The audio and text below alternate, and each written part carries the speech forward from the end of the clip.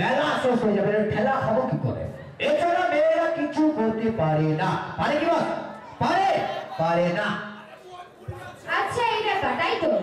Hello friend, welcome my channel. Please subscribe channel and press the bell icon for latest update. এই ব্যাপার তো মেয়েরা আমরা হাঁটতে শিখিনি, তাই তো?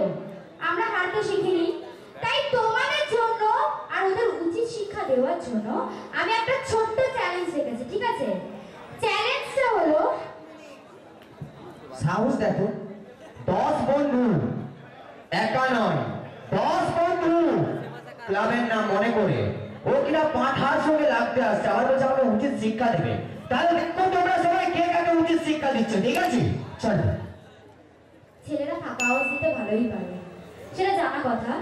তো চ্যালেঞ্জটা হলো আমি 1 2 3 বলবো, তার মধ্যে মেয়েদের একটা জোরে হাততালি হয়ে যাবে, ঠিক আছে? আর ও 1 2 3 বলবে, দেখবো কার হাতে জোর বেশি। যার হাতে জোর বেশি দেখবো, তাহলে মানবো তোমরা ছেলেরা জিতে গেল, মেয়েরা কিচ্ছু পারে না। একটা কথা বলি, শুধু তো এভাবে বললে হবে না। যদি মেয়েরা জিততে পারে, যদি মেয়েরা জিততে পারে, আমি কথা দিচ্ছি নিজের গাঠে পয়সা আছে তো, হ্যাঁ নিজের গাঠে পয়সা পুরস্কার দিয়ে যাবো। আর যদি আমরা ছেলেরা জিততে পারি, তুমি কি দেবে? যা চাইবে তাই।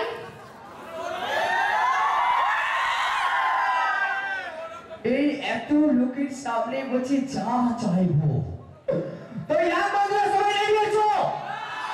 আমি বলেছি গাঠের পয়সায় পুরস্কার দেবো, আর যদি আমরা জিততে পারি, হয়েছে হয়েছে, থাক এবার বলতে দিই, আমি চ্যালেঞ্জটা করি তাহলে। তো মেয়েরা রেডি তো? 1 2 3 মেয়েরা জোরে হাততালি। কি হলো, তুমি এবার শুরু করো। যেন শীতলা মায়ের বাতাসা হরিণ। হাতের তালি কাকে বলে দেখো, হাতের তালি কাকে বলে দেখো। বন্ধুরা সবাই রেডি? জিততে পারলি যা চাইবো। 1 2 3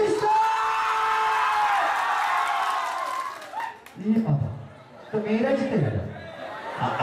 দাঁড়াও, মেয়েদের হাতের আওয়াজ শুনে মনে হলো, মেয়েদের হাতের আওয়াজ শুনে মনে হলো আজকালকার মেয়েরা হাতে খৈনি দেওয়া শিখে গেছে। দাঁড়াও দাঁড়াও, সবে তো শুরু। তুমি দেখছি অনেকবার পেরেছো। এটাও ভুলো না যে মেয়েরা কিছু কম না, তাই তো? মেয়েরাও উচিত শিক্ষা দিতে জানে। তো তোমরাই তো এত কথা এত বকছো, আর ছেলেদের দেখে অনেক হাততালি করছে। তো তোমরা ছেলেরা বলো তো, বাবা আগে নাকি মা আগে, বলো। ওই দাঁড়াও দাঁড়াও, পাঠার এরকম কথা বলতে কোনো কথা নয়।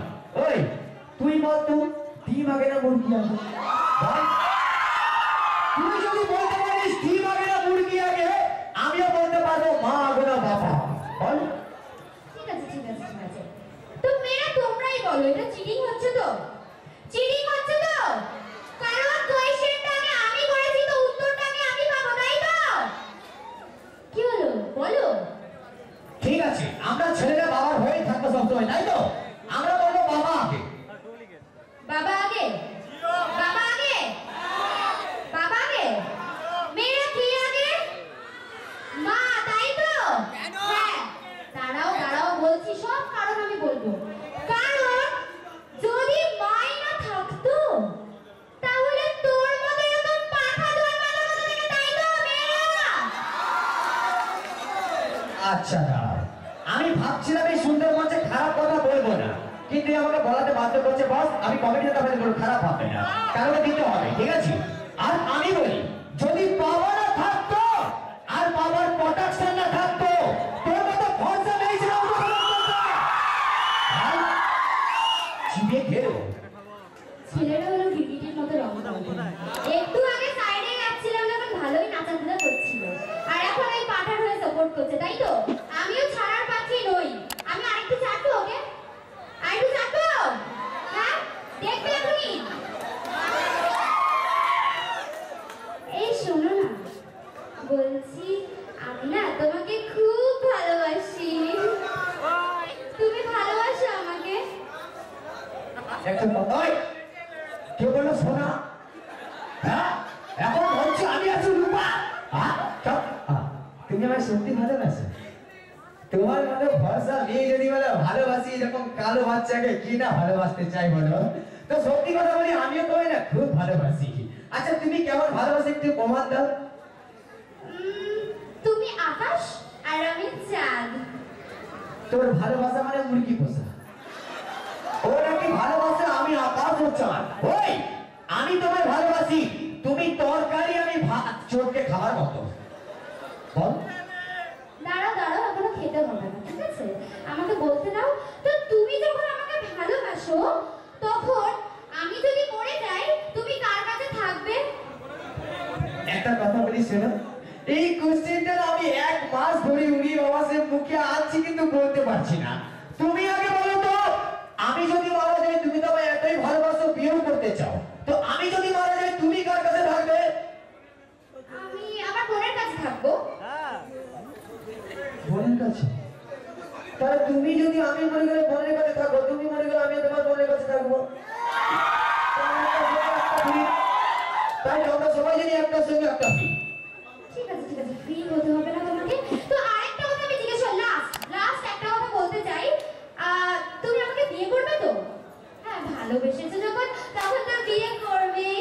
তো বিয়ে যখন করবে, তখন আমার বাবার থেকে তুমি কি কি নেবে? তোর বাবাকে বলবি এত সুন্দর মেয়ে পাবো, আর কিছু লাগবে না, খালি 50,000 টাকা দিয়ে একটা বাথরুম করে দিতে বলবি। বাথরুম? লোকে গাড়ি বাড়ি এইসব চায়, আর তুমি চাইবে বাথরুম? আমাকে বোঝাও তুমি।